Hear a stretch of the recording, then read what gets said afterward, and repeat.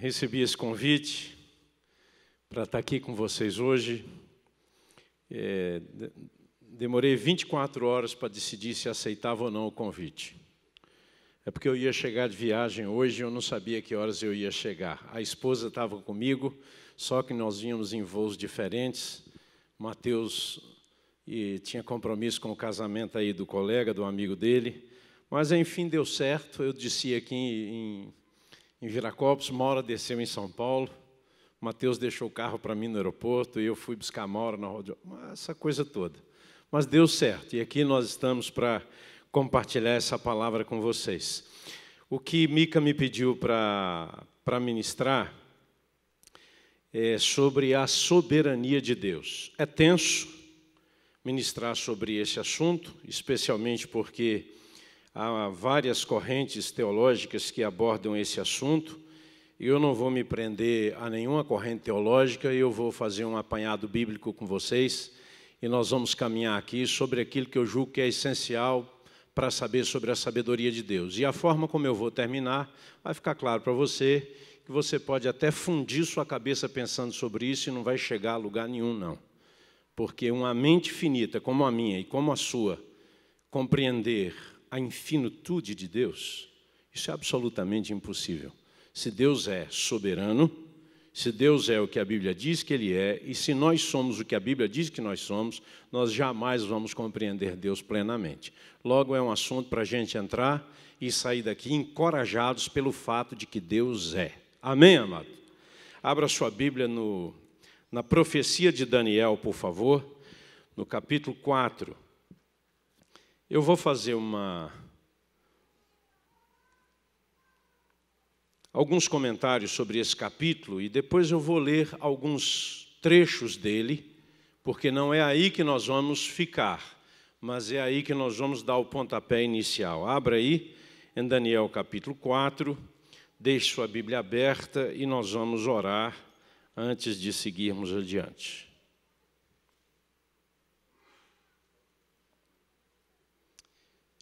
Senhor amado, nós te agradecemos o privilégio que nos é dado de estarmos juntos aqui neste lugar. E nessa hora, quando nós abrimos a Bíblia Sagrada para nela buscar luz, nela buscar e encontrar revelação, nela buscar e encontrar orientação sobre a tua pessoa, ó Pai. Sobre o fato de que Tu és Deus acima de todos os deuses e de que Tu és Deus acima de qualquer compreensão. Então ajuda-nos, porque nós não somos capazes para estas coisas. Nenhum de nós, nem todos nós somados juntos somos suficientes para isso, mas nós cremos que por causa da luz da Tua palavra, nós podemos sair daqui hoje muito mais encorajados do que quando chegamos. Muito mais animados com o Senhor e com a revelação da Tua palavra do que já temos sido até então. Então fala ao nosso coração por intermédio da Bíblia, a palavra do Deus vivo, nós te rogamos que seja assim em nome de Jesus. Amém. Soberania divina. Para falar sobre soberania, eu queria começar falando sobre um soberano. Ele nasceu no ano 632 a.C. Ele reinou sobre o maior reino que jamais foi visto sobre a terra até hoje.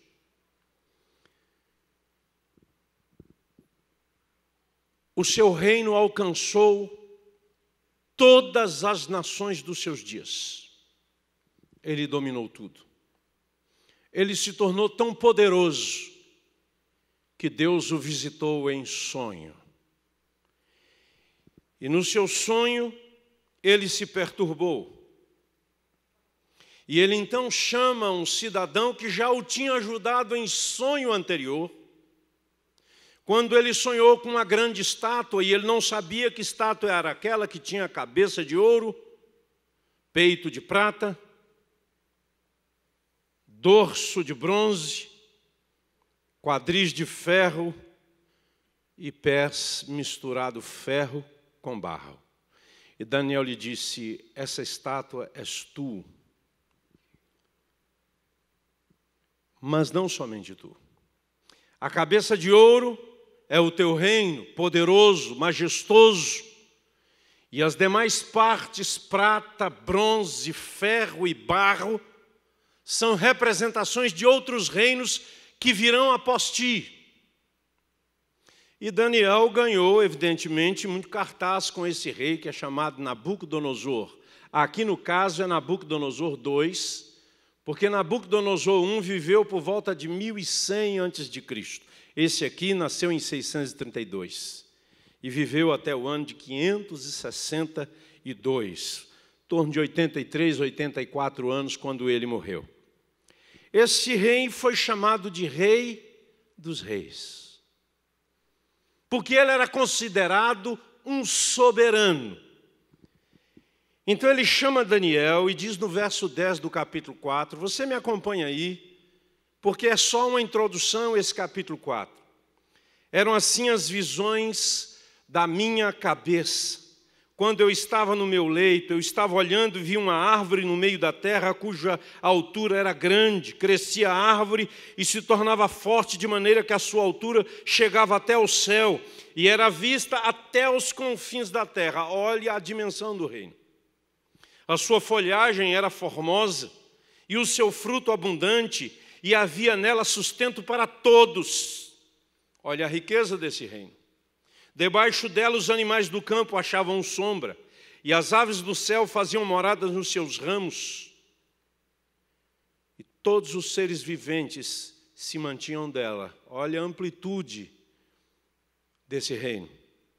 No meu sonho, quando eu estava no meu leito, vi um vigilante, um santo, que descia do céu, clamando fortemente e dizendo, derribai a árvore e cortai-lhe os ramos, derriçai-lhe as folhas, espalhai o seu fruto, afugentem-se os animais debaixo dela e as aves dos seus ramos. Mas a cepa com as raízes deixai, atada com cadeias de ferro e de bronze, na erva do campo, seja ela molhada do orvalho do céu, e a sua porção seja com os animais, a erva da terra. Agora, bem que o verso 16 associa essa árvore a um coração humano. Mude-se-lhe o coração, para que não seja mais coração de homem, e lhe seja dado coração de animal, e passem sobre ela 7 tempos. Aí vai dizer que ele pirou a cabeça. Porque essa árvore que é um homem e que vai ser derribado, vai viver igual bicho no campo. O orvalho vai cair sobre ele, como diz a visão que ele teve. E ele vai comer erva como animais. Na psiquiatria, a licantropia clínica traz a ideia de que uma pessoa pode ter um problema mental que ele acha que é um animal. E a licantropia popular diz que o sujeito vira um lobo. Eu não sei se ele virou um animal de fato, porque diz que as unhas lhe cresceram, os pelos cresceram sobre ele e ele comia capim. Eu estou falando do rei, que era chamado Rei dos Reis, imperador, o grande soberano rei da Babilônia, que construiu os jardins suspensos, famosos até hoje, uma das 7 maravilhas do mundo. Mas ele pirou a cabeça. E ele passou a agir como um animal, e 7 tempos, não sabemos quanto tempo é, mas é uma expressão para dizer um determinado tempo, Nabucodonosor viveu comendo pastagens como um animal. E Daniel diz para ele, olha, esse sonho, essa árvore é você. Tem que ter peito, não tem não? Porque ele é soberano, soberano manda matar a hora que quiser. O verso 22 diz, és tu, ó rei, que cresceste e vieste a ser forte, a tua grandeza cresceu até chegar ao céu e o teu domínio até as extremidades da terra.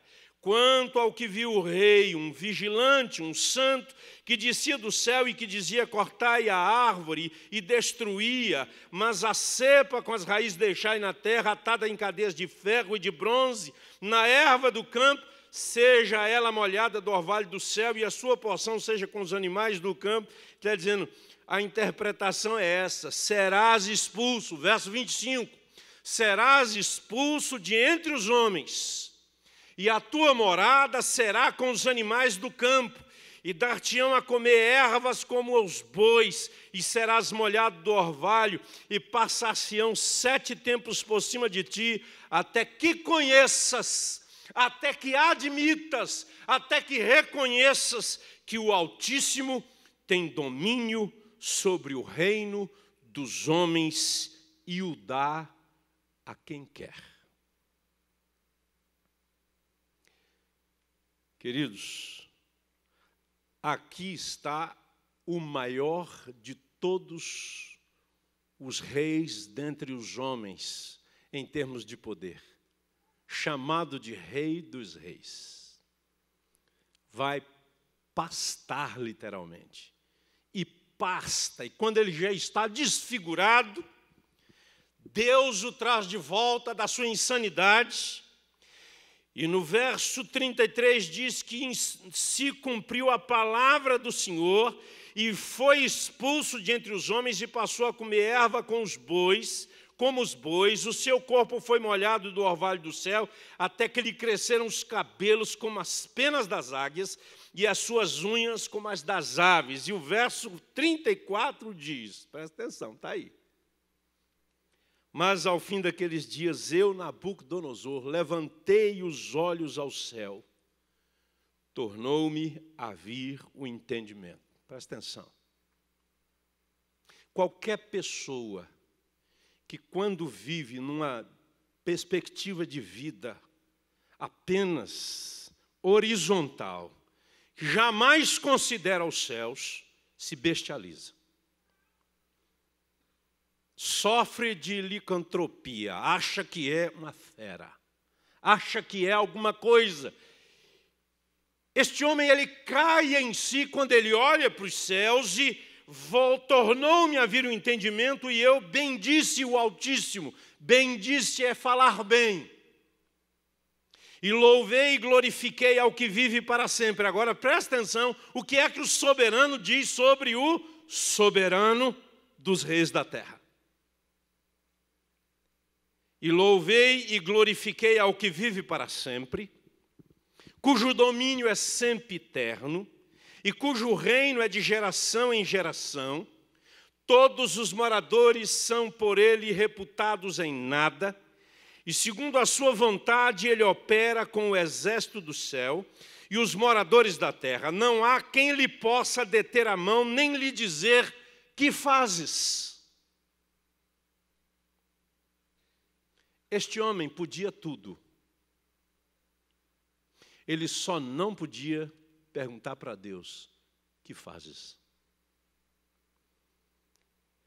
Para entender um pouco melhor esse negócio, ou então para não entender de vez, abra lá em Romanos capítulo 9. Quando Paulo fala sobre a soberania de Deus, nós lemos lá em Daniel simplesmente para perceber que o homem mais poderoso da terra admite que a Deus ele não pode fazer perguntas, que a Deus ele não pode questionar, que a Deus ele não pode sobrepor-se, porque Deus é de geração em geração, o seu reino é sempiterno, jamais tem fim. Então aí a partir do verso 14, Paulo diz assim: que diremos, pois? A injustiça da parte de Deus, porque no verso anterior diz assim: amei a Jacó, porém me aborreci de Esaú. Deus que disse isso. Eu amei Jacó e me aborreci de Esaú. A injustiça da parte de Deus, de modo nenhum, pois ele diz a Moisés: terei misericórdia de quem me aprouver ter misericórdia, e compadecer-me-ei de quem me aprouver ter compaixão. Assim, pois, não depende de quem quer ou de quem corre, mas de usar Deus a sua misericórdia. Porque a Escritura diz a Faraó: para isso mesmo te levantei, para mostrar em ti o meu poder e para que o meu nome seja anunciado por toda a terra. Logo, tem ele misericórdia de quem quer e também endurece a quem lhe apraz. Tu, porém, me dirás, de que te queixas? De que se queixa ele ainda? Pois quem jamais resistiu à sua vontade? Verso 20, quem és tu, ó homem, para discutires com Deus? Porventura pode o objeto perguntar a quem o fez, por que me fizeste assim? Eu não sei se você já foi adorador de imagem. A Bíblia chega a ser irônica na revelação de Isaías, de que o sujeito vai no mato, corta uma árvore, leva para casa, pega o tronco, faz uma escultura de um Deus com aquela imagem, com o resto dos cavacos, ele faz fogo para cozinhar, para comer. Mas ele se ajoelha diante da obra de suas mãos e o chama de Deus. E fala com a imagem que não pode lhe responder. Isso para dizer como que o ser humano é tão estranho em si mesmo. Agora, imagine essa imagem feita de madeira, voltando-se para o seu artífice e dizer assim, por que me fizeste assim, tão esquálida? Por que me fizeste assim, tão mal construída? Ou por que me fizeste assim, assado? É totalmente incoerente. Mas a Bíblia fala dessas coisas para dizer que quando nós nos reportamos a Deus e dizemos, Deus, por que me fizeste assim? Ou Deus, porque tu és como és, nós somos completamente desajuizados, porque nós não somos capazes de questionar aquele que nos formou e nos criou. Meus queridos irmãos, esse texto nos deixa um pouco perturbados. Uma vez lendo o comentário de Romanos, feito por Hernandes Dias Lopes, ele diz que essa epístola é a rainha de todas as teologias de Paulo. Esse aqui é o livro mais teológico do Novo Testamento. Ele é o cabeça da teologia do Novo Testamento. É extraordinário o livro de Romanos, porque retrata a questão da nossa salvação, a teologia da salvação. Mas ele diz o seguinte, se tirássemos o capítulo 9 até o 11, ficaria mais confortável. Porque a sensação é que do 9 ao 11, Paulo complica geral. Mas, na verdade, o que Paulo faz ao escrever o capítulo 9, 10 e 11 de Romanos, ele está explicando o resto. Como é que se chega à bênção da salvação. A coisa é profunda, a coisa é séria, é. Mas nós não podemos desprezar, está aí. De fato, se você tirar 9, 10 e 11, a sensação é que do 8 e voltando no 12, fica tudo bem, mas não fica completo. Nós precisamos saber quem Deus é. Compreender um pouco da soberania do nosso Deus, embora jamais saberemos tudo sobre o ser de Deus. E existem livros em teologia sobre o ser de Deus, que aborda a soberania de Deus, não somente a soberania, mas também a sua soberania. Queridos irmãos, o que é um soberano? Soberano é aquele que faz o que quer. Soberano é aquele que não pede licença para absolutamente nada. Soberano é aquele que não precisa de conselhos. Soberano é aquele que não carece de nenhuma informação, de nenhuma orientação. Soberano é aquele que não necessita de GPS no universo. Ele sabe onde está tudo no universo. Soberano é aquele que tem autoridade suprema, absoluta, governa sobre tudo, sem nenhuma restrição. Por isso, a pergunta, é essa pergunta inquietante. Por que me fizeste assim? Você já perguntou para Deus porque seu cabelo é do jeito que você é? Não é? Você já perguntou para Deus por que sua orelha é do tamanho que é? Mas, irmão, se é grande, escuta mais, põe a mãozinha assim, é concha acústica, aleluia. Dá para ouvir mais, irmão. Tem gente que acha que o nariz é grande, né? E acha que a culpa é de Deus.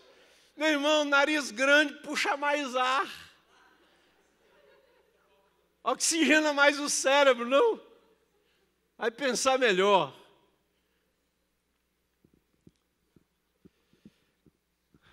Deus faz o que Ele quiser fazer, gente. O dia que Deus precisar de pedir conselhos, Ele não é mais Deus. Ele deixa de ser Deus. Agora, do verso 14, Paulo diz assim, verso 15, pois ele diz a Moisés, Deus dizia isso a Moisés, terei misericórdia de quem me aprouver ter misericórdia e compadecer-me-ei de quem me aprouver ter compaixão. Verso 18, tem ele misericórdia de quem quer e também endurece a quem ele quiser. Aí você diz assim, é doido demais, pastor. Quando você anda por aí, observando a vida, você deve ter a mesma sensação que eu, que a vida não é justa.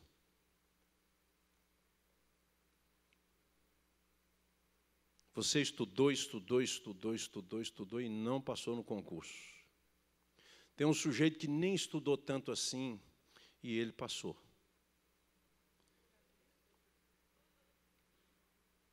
Mas se ele é mais inteligente do que eu, por que ele é mais inteligente que eu, se Deus fez a ele e fez a mim? Você nasceu num berço não tão favorecido. Eu nasci no sertão da Bahia. Minha terra lá não tem nada até hoje. Eu não sei o último censo, não, mas houve uma época, quando eu morava lá, eu acho que lá devia ter uns 800 habitantes. Depois de uns 20 anos eu voltei lá, eu acho que tinha uns 400 só. O negócio deu uma piorada boa. Mas foi lá que eu nasci. Mas você nasceu em Campinas. Eu não vou me aborrecer com isso. Jesus também não nasceu em Jerusalém. Ele nasceu num lugar simples. Mas se a gente for olhar a questão de justiça, a vida não é justa. A vida é a vida, meu irmão. Eu não sei o que você vai comer hoje depois que sair daqui. Se você vai no Gordão, no Magrão, não sei onde você vai. Ou se você vai voltar para casa e comer aquela comida francesa que sobrou do almoço, né? Eu não sei. É vela. Eu não sei. Mas vou dizer uma coisa, nessa cidade tem um monte de gente que vai dormir com fome hoje. E a pergunta é justo ou não é justo que seja assim? Meus queridos irmãos, o problema nosso é que nós lidamos com esse conflito de justiça. E sabe quando é que nós vamos deixar de ter esse problema? Só depois que Jesus Cristo voltar e o reino eterno se implantar, e tudo isso aqui acabou. É o reino eterno. Porque enquanto houver gente, enquanto houver dias e noites, enquanto houver Lula e Dilma, enquanto houver Obama, enquanto houver esse povo todo aí, vai ser desse jeito mesmo. Você acha justo que o Museu do Amanhã tenha sido construído no Rio de Janeiro e os hospitais estejam podres como estão? Não tem dinheiro para os hospitais, mas bilhões foram gastos para os Jogos Olímpicos. Lembra da quebradeira de junho de 2013? Não vai ter Copa. Teve. Não vai ter Olimpíada? Vai. Dilma vai cair. Não é esse o problema. Com Dilma, sem Dilma. O problema não é esse. A questão da justiça é que ela nos confunde a respeito de Deus. Não dá para discutir com Deus, gente. Você vai perder. Eu não vou discutir com Deus, porque eu vou perder. Ele vai me perguntar assim, onde é que você estava quando eu fiz a neve? Eu vou dizer, Senhor, sei não. Como é que eu vou saber, não é? Mas é Ele que fez, e não há dois flocos de neves iguais. Não há. E aí a gente quer discutir sobre o ser de Deus. Mas a nossa curiosidade é grande, a gente quer saber um pouco sobre ser de Deus, a soberania de Deus. Deus trata as pessoas diferente, pastor. Dá uma olhadinha aí. Do verso 6 até o verso 13, está falando que Deus escolheu Isaque. Está aí, ó, verso 6. E não pensemos que a palavra de Deus haja falhado, porque nem todos os de Israel são de fato israelitas, nem por serem descendentes de Abraão são todos os seus filhos, mas em Isaque será chamada a tua descendência. Por que a descendência de Deus vem de Isaque, do povo escolhido vem de Isaque, e não vem de Ismael? Ora, Abraão é pai de Isaque, Abraão é pai de Ismael. Mas Deus está dizendo, a descendência minha vem de Isaque, não vem de Ismael. Você pode dizer assim, Deus não é justo, porque deveria vir de Ismael, porque ele era mais velho. Mas deixa-me te dizer que era impossível vir de Ismael, porque a descendência tinha que vir de Sem. E Ismael é filho de Abraão, mas com uma egípcia. Deus já tinha falado lá atrás, quando Deus diz, acabou. Aí não adianta o nosso senso de justiça tentar se sobrepor a Deus e dizer, Ismael era mais velho. Deus não funciona assim. Se repete, porque na sequência, diz aí a história de Jacó e Esaú. Os dois estavam ainda no ventre, os dois são filhos do mesmo pai, que é Isaque. Diz assim, amei a Jacó, mas me aborreci de Esaú. E agora, José? Porque aqui não tem descendência egípcia, aqui é todo mundo da mesma família. Mas Deus escolheu Jacó e não escolheu Esaú. E Esaú era o primogênito, era o mais velho. E Deus disse, não quero nem saber se ele é o mais velho, é Jacózinho. E a gente fica com a sensação de que Deus está enfiando os pés pelas mãos. Novamente aparece uma outra circunstância no verso 17, quando Faraó está diante de Moisés, e Deus diz a Faraó, para isso mesmo te levantei, porque Faraó está querendo entender. E Deus diz, te levantei para mostrar em ti o meu poder e para que o meu nome seja anunciado por toda a terra. Você não tem escolha, Faraó. Vou te ferrar. Vou jogar praga na tua terra. Vão cair 10 pragas aí. E eu vou vindicar a minha glória sobre o Egito. Aí você pode pensar assim, não é justo, o cara não teve chance. O cara não teve chance. Deus simplesmente determinou que ia ser assim e acabou. Irmãos, o dia que Deus me pedir conselho, Ele deixa de ser Deus. Aliás, Ele não pede conselhos. E nós vamos entrar nisso lá no capítulo 11, daqui a pouco, de Romanos. O apóstolo Paulo está falando que é assim que a coisa funciona, que Deus é soberano e que Deus não pede conselhos e que Deus vai determinando as coisas de acordo com a sua maneira de compreender e de acordo com a sua vontade. Paulo chama em Efésios o beneplácito da sua vontade. Muito bem. Então, Deus resolve as coisas do seu modo. Nós somos eternamente insatisfeitos. Nós estamos dizendo que Deus me viu nascer lá no sertão da Bahia.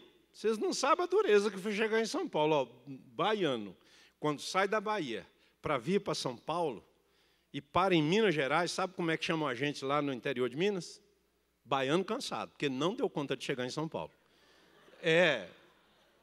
A zoação de não ter chegado vem mesmo, né? Que é lá no norte de Minas, nós somos tudo baiano cansado. que diz que o mineiro do norte, na verdade, é baiano, migrando para São Paulo, não deu conta, fica por aqui mesmo. Não é? Então, saímos. Eu me lembro que foi uma viagem de Rural Willys. Quem conheceu o Rural? Hoje só tem museu, eu acho. Olha, só um levantou a mão, viu?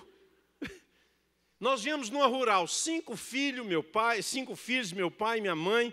E você sabe, menino é assim, nós éramos todos pequenos. O mais velho tinha 10 anos. A mais nova tinha 3. Imagina 5 meninos dentro de uma Rural, sendo que 500 quilômetros era de terra. E a gente toda hora virava assim, e era toda hora. Minha mãe era muito abençoada, aquela mulher. Porque quando não era um, era o outro. 5, mãe, está chegando. Já viu criança em carro? Ô mãe, está chegando.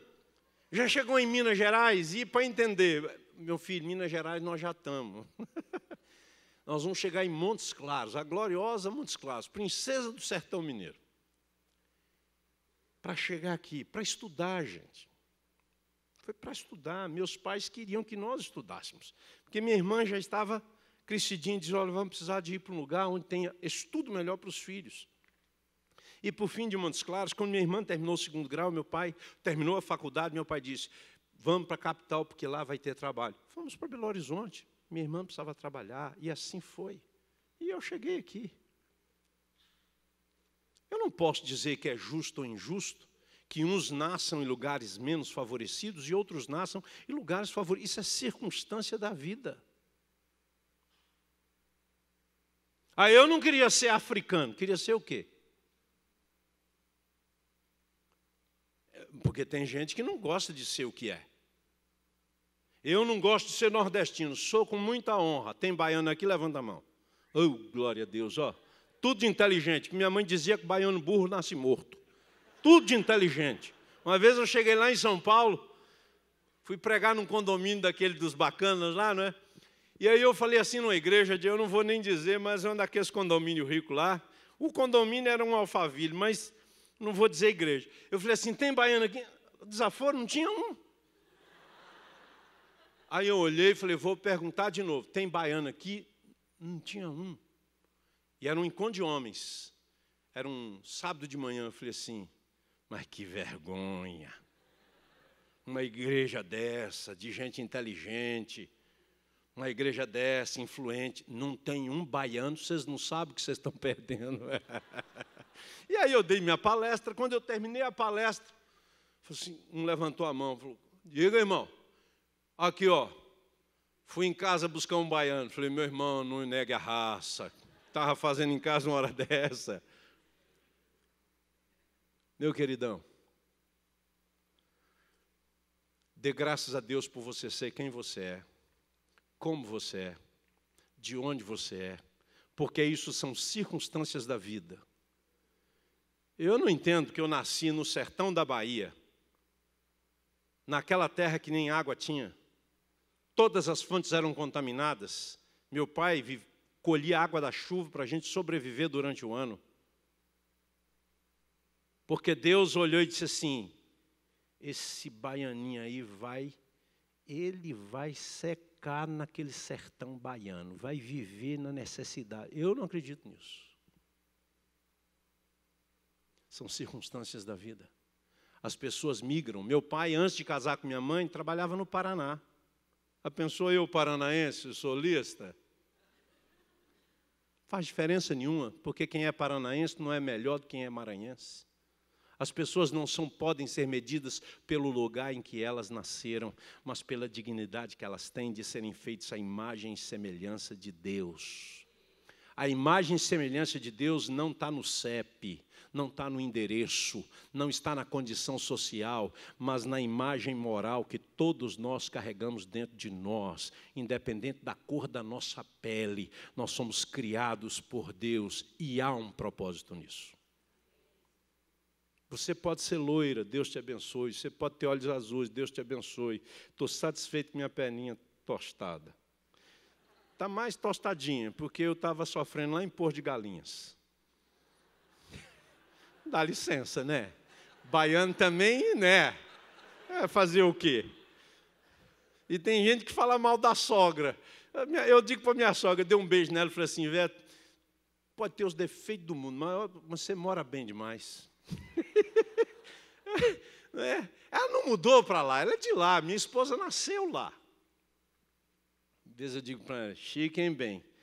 Nasceu na cidade de Porto de Galinhas, né? Porto de Galinhas não é cidade, viu, gente? A cidade chama Ipojuca. A praia é no município de Ipojuca. Tem gente que mora em lugares lindos e maravilhosos. Não vale nada, é porcaria. Do ponto de vista moral, ético.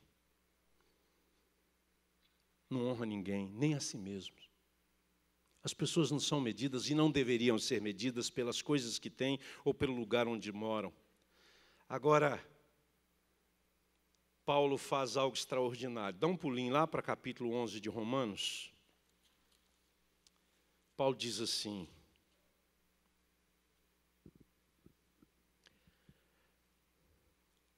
verso 32 de Romanos 11. Porque Deus a todos encerrou na desobediência, a fim de usar misericórdia para com... Fica mais fácil, não fica? Porque cá no capítulo 9, Paulo começa dizendo que terei misericórdia de quem eu tiver misericórdia, e compadecer-me-ei de quem eu quiser ter compaixão. E aí a gente dá um nó, a gente trava, a gente diz assim, aí Deus, então Deus tem misericórdia de um e não tem de outro. Então um tem que nascer no sertão da Bahia e o outro nasce na zona sul de São Paulo. Mas tem uns lugares na zona sul de São Paulo que não é boa, não. Está percebendo que não é o lugar que faz você? Eu me lembro de um menino chamado Ivo. Eu estava num processo de discipulado com o Ivo. Ele era formado em contabilidade. Ele era tesoureiro de uma construtora em Belo Horizonte. Ele estava noivo da Roseli, uma moça que estava se formando em psicologia. Eu ia batizá-lo dentro de uma semana e eles iriam se casar em coisa de 3, 4 meses. Mas num dos daqueles dias, 2 menores invadiram a construtora. E como o dinheiro já tinha sido levado para as obras, eles botaram todos deitados no chão. E na hora de ir embora revoltado, um voltou e deu um tiro na nuca do Ivo. Eu fiquei ao lado do corpo dele no pronto-socorro, João 23, em Belo Horizonte. A massa encefálica tinha se derramado. Ele já tinha morte cerebral. E eu fiquei olhando para o corpo daquele menino de 25, 26 anos, cheio de interrogações na minha cabeça. Eu olhava para o lado e via a Roseli se acabando, a mãe dele abraçado com ela. E eu dizia, Deus, esse menino ia batizar próximo domingo. Eles iam casar dentro de 3, 4 meses. Esse menino viveu na FEBEM. Ele foi criado dentro da FEBEM. A mãe não o criou. Ele não se tornou subproduto do crime. Ele saiu da FEBEM e foi estudar. Fez faculdade, tinha um bom emprego. Para terminar assim, eu não recebi resposta. A única coisa que eu recebi foi uma voz dizendo assim, o senhor é pastor? E eu me virei, era um jovem, vi que era médico, falei, sou. Ele disse, o senhor pode nos ajudar a conversar com a família para doar os órgãos? Você não imagina como eu me senti. Não me senti nada. E eu entendi o papel dele, é o papel do médico. Era a parte dele na equipe. Mas de olhar para aquela mãe, para aquela noiva, e eu dizer, Jesus, me dá graça. E eu fui fazer o meu trabalho pastoral. Mas ela tinha convicção de que ele ia se levantar daquela maca e ia viver. Que ele não ia morrer. Se Deus quisesse, Ele poderia ressuscitar, mas morto Ele já estava.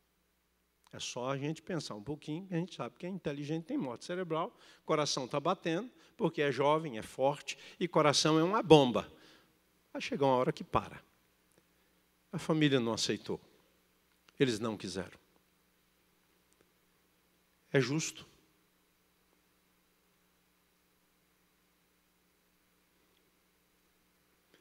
Quantas vezes você assiste televisão e você vê meninos menores exigindo carteira, celular, e depois que a pessoa entrega, eles dão um tiro na cara do sujeito e mata, friamente? É justo? É claro que não é. Você sabe que não é. Mas esse texto não está falando disso. Esse texto está falando de outra coisa. Paulo é que entra com esse termo justiça e diz assim, então Deus é injusto porque uns morrem, outros não, porque Ele escolheu Jacó e não Esaú, porque Ele escolheu Isaac e não Ismael. Ele diz, de modo nenhum. De modo nenhum. Agora aqui, dá uma virada, uma guinada geral, porque aqui Deus está dizendo no capítulo 11, através de Paulo, porque Deus a todos encerrou na desobediência, a fim de usar de misericórdia para com todos. Aí o negócio pegou geral, sabe por quê? Porque agora está dizendo que Deus vai ter misericórdia do cara que dá o tiro. Aí eu pergunto de novo, é justo? Está vendo que o texto não está falando de justiça? O texto, na verdade, aqui está falando da graça de Deus, irmãos. Da graça de Deus que alcança o que nasce na pobreza e o que nasce na riqueza. O que sofre a violência e o que faz a violência. Porque todos nós, por melhores que nós nos achemos, nós somos filhos da desobediência. Todos nós. O Ivo não se tornou um ladrãozinho e nem um assassino, mesmo sendo criado, tendo crescido dentro da FEBEM, que hoje não existe mais. E muitos dos seus amigos morreram, na verdade, todos morreram. Quando eu conheci o Ivo, quando ele se converteu, nenhum dos seus colegas de FEBEM eram mais vivos, todos já estavam mortos. Irmãos amados, se nós formos lidar com a vida na perspectiva da justiça, nós vamos pirar a cabeça. Jesus morreu por você, morreu por mim. A pergunta é, foi justo? Um santo e um puro morrendo pelos pecadores injustos. Não é questão de justiça, é questão de graça.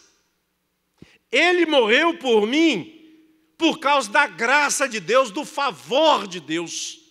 E Deus deixa de ser santo e justo? Não. Deus nunca deixa de ser santo e justo. E Deus nunca deixa de ser misericordioso e amoroso. Porque a justiça de Deus advém, é resultado da sua santidade. Porque Deus é santo, Ele é sempre justo. Mas Deus é amor, e porque Deus é amor, Ele é sempre misericórdia. E Deus não entra em conflito na sua própria essência e natureza. Irmão, Deus sempre será justo e Deus sempre será misericordioso. Pastor, eu não entendo, nem eu. Mas é assim que a Bíblia diz que Deus é. Irmãos queridos, Deus criou todas as coisas. Quando eu abro minha Bíblia lá em Hebreus, e eu leio o que está escrito nesse livro extraordinário, eu me encanto. Porque diz que Deus falou e fala. Falou no passado, fala no presente. Nos últimos dias nos falou pelo Filho, a quem constituiu herdeiro de todas as coisas, pelo qual também fez o universo. A Bíblia diz que Deus fez o universo. E Deus fez o universo por meio de Jesus. E diz ele que é o resplendor da glória, e a expressão exata do seu ser está dizendo que Jesus é absolutamente o ser de Deus, que o que há em Deus há em Cristo. Ele que é, diz o autor, a expressão exata do seu ser, sustentando todas as coisas pela palavra do seu poder, depois de ter feito purificação dos pecados, assentou-se à direita da majestade nas alturas, tendo se tornado tão superior aos anjos, quanto herdou mais excelente nome do que eles. Está dizendo que Jesus Cristo, o Criador, criou o universo e o sustenta com a palavra de sua boca. É pouco ou é muito? Você sabe quantas estrelas tem na Via Láctea? A nossa galáxia. Os cientistas dizem que em torno de 400 bilhões de estrelas. O Sol é uma estrela de quinta grandeza. De quinta na nossa galáxia. Mas a nossa é uma dentre mais de 100 milhões de galáxias. A luz do Sol leva 8 minutos para vir do Sol até aqui.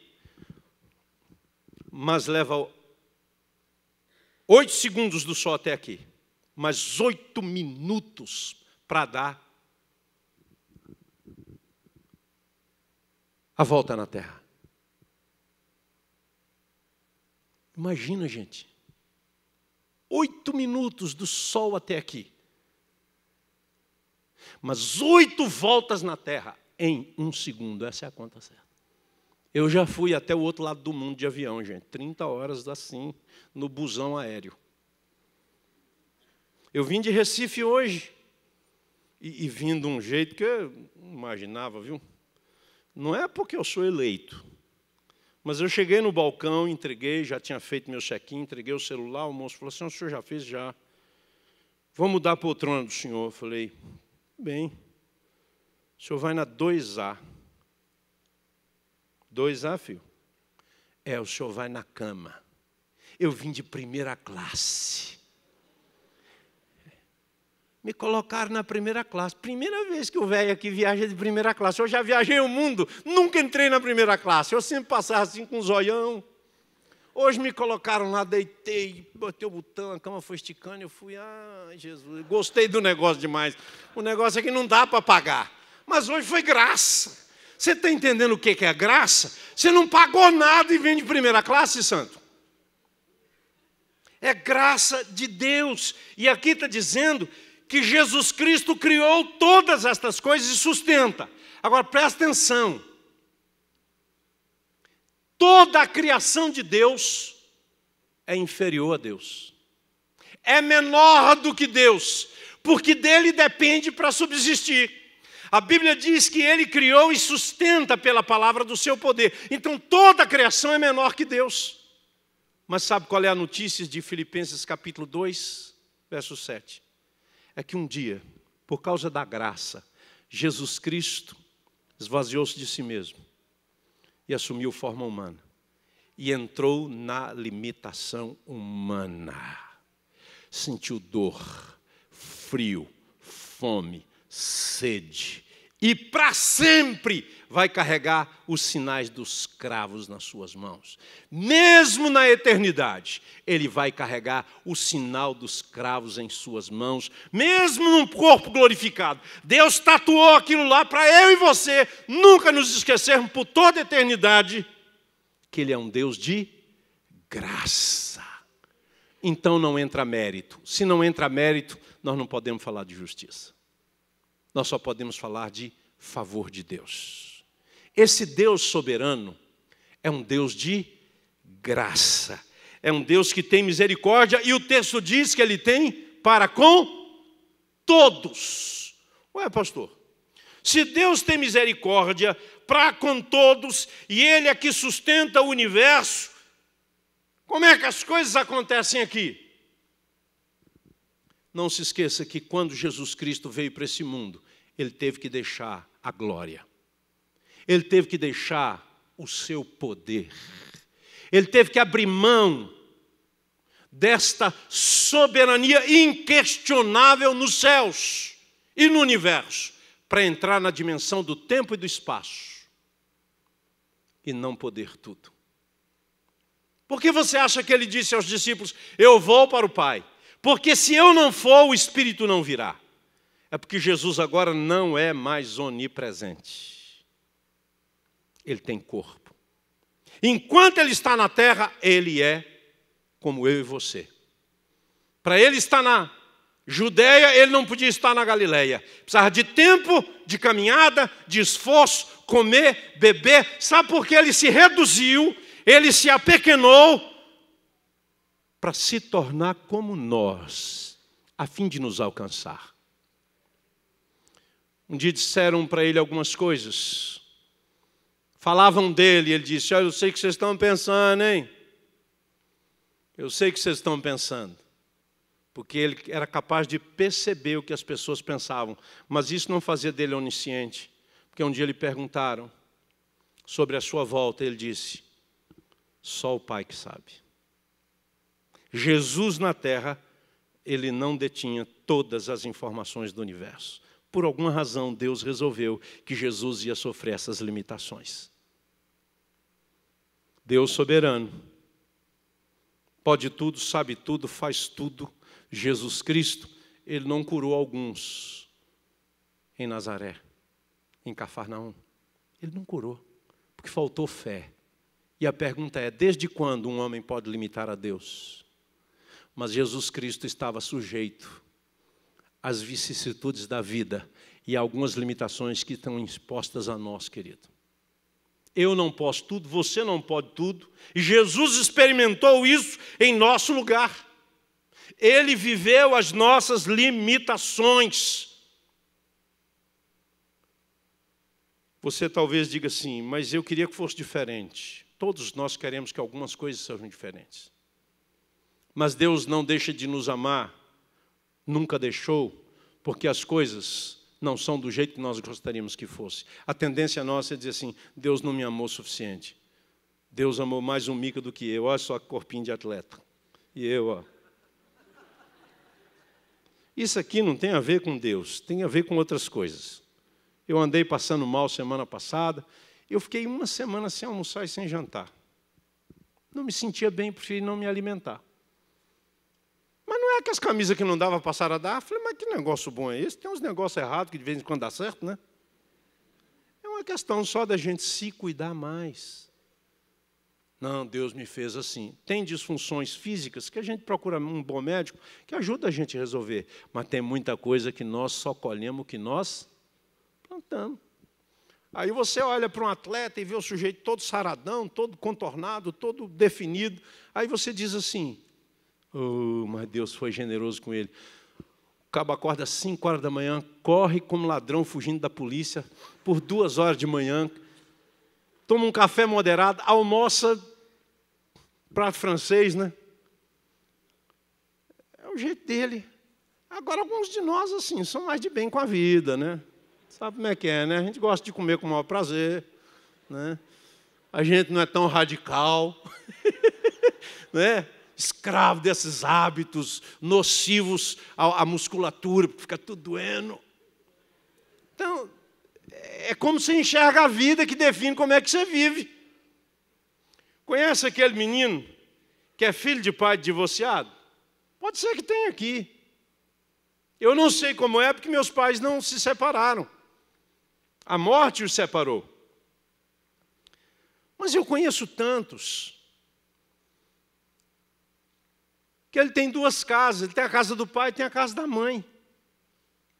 E quando ele precisa decidir onde é que ele vai almoçar no domingo, se os pais tiverem um bom senso, ajuda.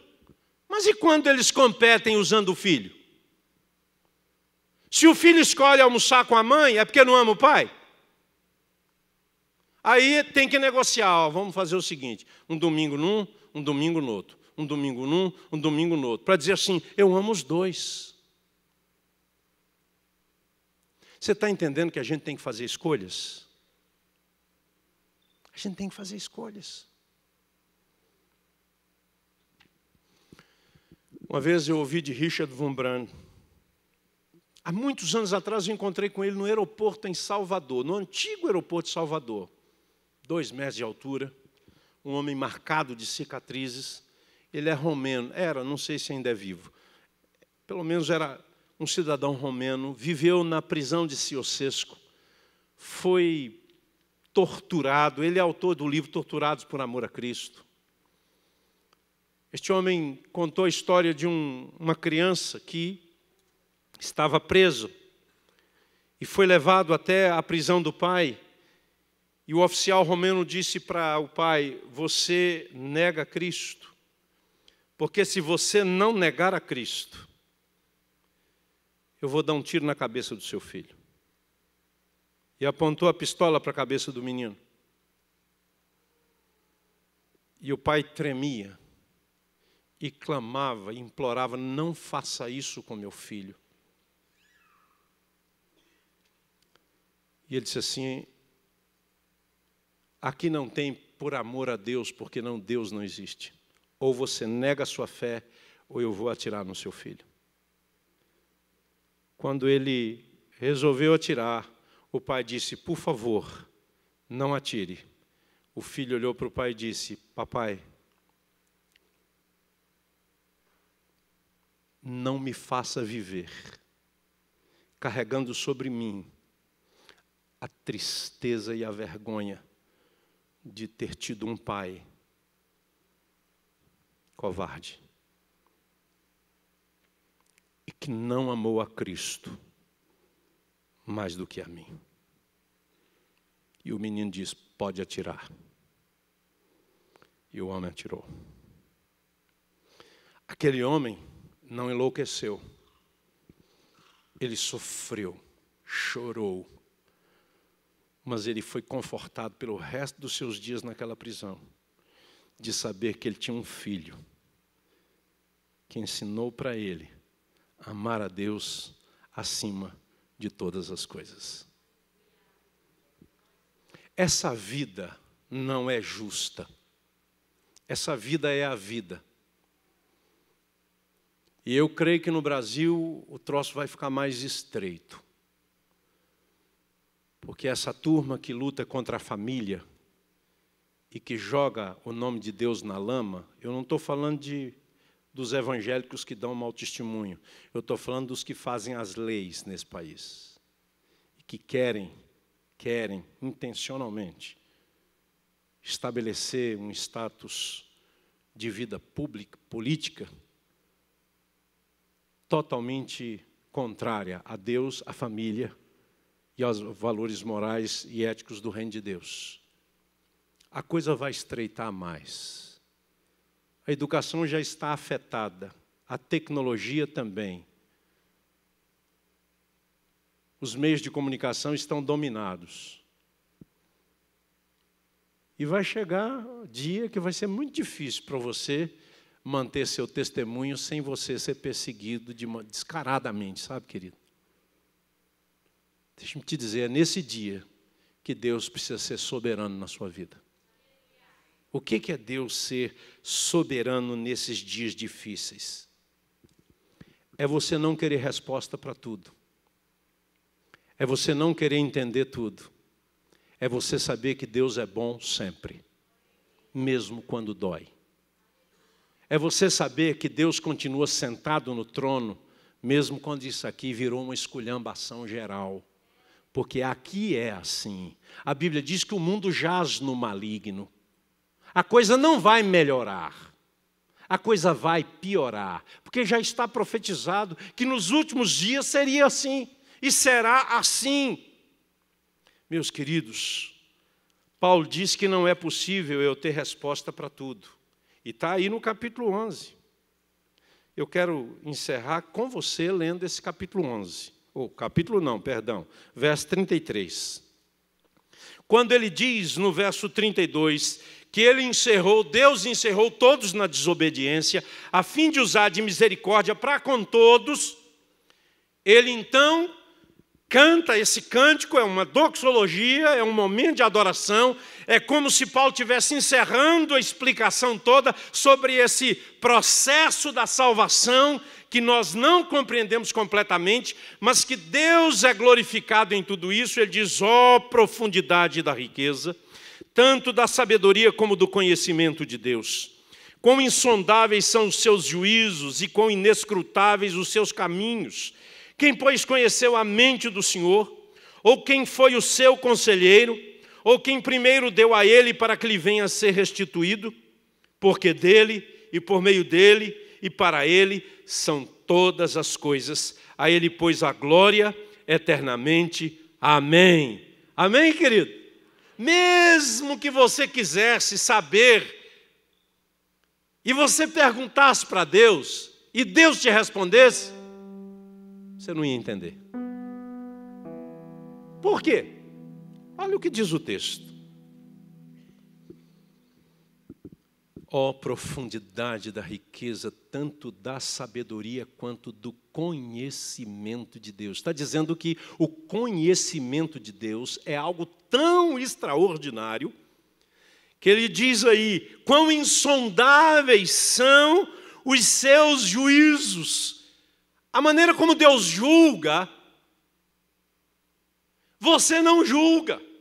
A maneira como Deus decide, você não alcança, são insondáveis. Você não é capaz de compreender as razões de Deus. Paulo diz, e quão inescrutáveis os seus caminhos, são impenetráveis. Você não chega lá, o poço é fundo, irmão. Você não vai dar conta. Então sabe o que aqui a gente precisa aprender? É que por mais que a gente pense, por mais que a gente estude, e por mais que a gente se esforce, nós não somos capazes de compreender o ser de Deus em sua plenitude. Porque Deus age como age, ou porque Deus deixa de agir quando nós achamos que Ele deveria agir. Deus é bom em todo o tempo. Quando Ele tirou minha mãe aos 42 anos, me visitando nas estradas de Minas, vindo para aqui, eu não entendo até hoje. Ela tinha só 42 anos. Meu pai tinha morrido 2 anos antes, caindo sobre mim infartado. Mas eu não tenho que entender. Eu me lembro que quando eu recebi a notícia da morte da minha mãe, eram as 11 da noite, lá no seminário, na Estrada da Rode. Eu me ajoelhei na minha escrivaninha e eu orei. Falei, Deus, eu não entendo. Minha mãe me beijou hoje à tarde aqui nesse quarto, se despedindo de mim. Eu estou aqui em obediência à tua voz. Tu me chamastes para o ministério pastoral. Ela só veio me visitar porque não aguentou a saudade do filho. E o Senhor levou minha mãe.